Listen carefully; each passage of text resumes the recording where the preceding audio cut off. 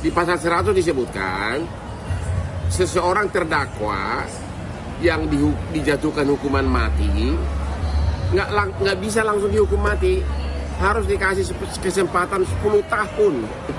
Kesempatan 10 tahun, apakah dia berubah berkelakuan baik? Ya, nanti bakal mahal deh surat keterangan kelakuan baik oleh kepala lapas penjara daripada dihukum mati. Orang berapapun akan mau mempertaruhkan apapun untuk mendapatkan surat keterangan kelakuan baik dari kepala lapas penjara. Waduh, surat keterangan kelakuan baik ini nanti pasti surat paling mahal harganya di dunia. Orang akan mempertaruhkan apapun agar mendapatkan surat keterangan kelakuan baik. Prof. Edi, apakah hasutan Hotman Paris ini masuk akal atau konyol? Konyol. Ya, mengapa konyol? Satu, di dalam pasal 102 KUHP baru itu dikatakan bahwa ketentuan mengenai pidana mati akan diatur lebih lanjut dalam undang-undang. Jadi akan ada undang-undang khusus tentang pidana mati. Itu yang pertama. Yang kedua, ya, itu tidak sepenuhnya menjadi otoritas lapas untuk Kenapa tidak? Kan ada Hakim Wasmat.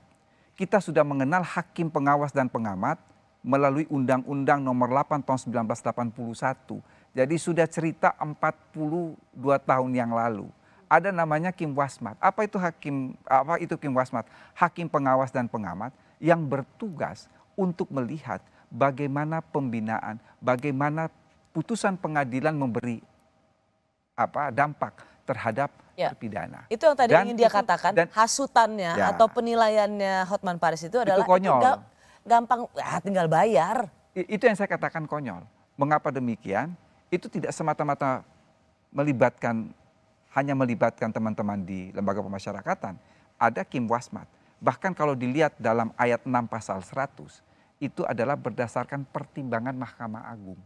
Ya, jadi prosesnya itu panjang dan prosesnya itu betul-betul selektif. Jadi saya mengubah katakanlah hukuman mati dirubah menjadi seumur hidup atau penjara sementara 20 tahun adalah berdasarkan keputusan Presiden atas pertimbangan Mahkamah Agung. Jadi bukan pertimbangan kepala lapas semata. Wajarkah seorang Ferdy Sambo masih mendapat keringanan hukuman?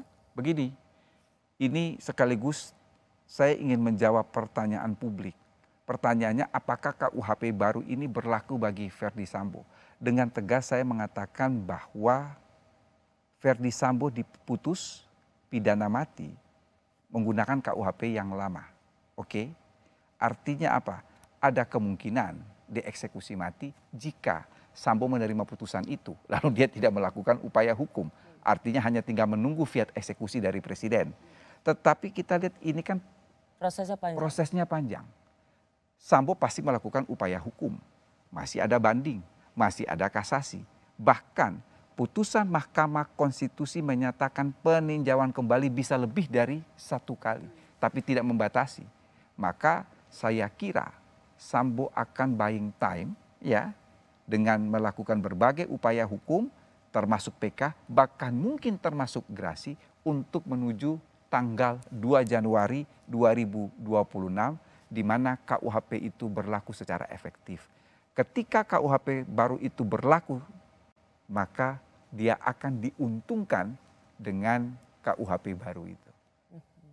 Meskipun demikian, Prof. Edi mengatakan hukuman mati menjadi seumur hidup tidaklah segampang dengan membeli surat kelakuan baik dengan menyuap kalapas. Persis. Itukah yang ingin Anda katakan? Persis. Jadi ya, makanya tadi saya dikatakan oleh Hotman itu konyol ya, karena tidak semudah itu.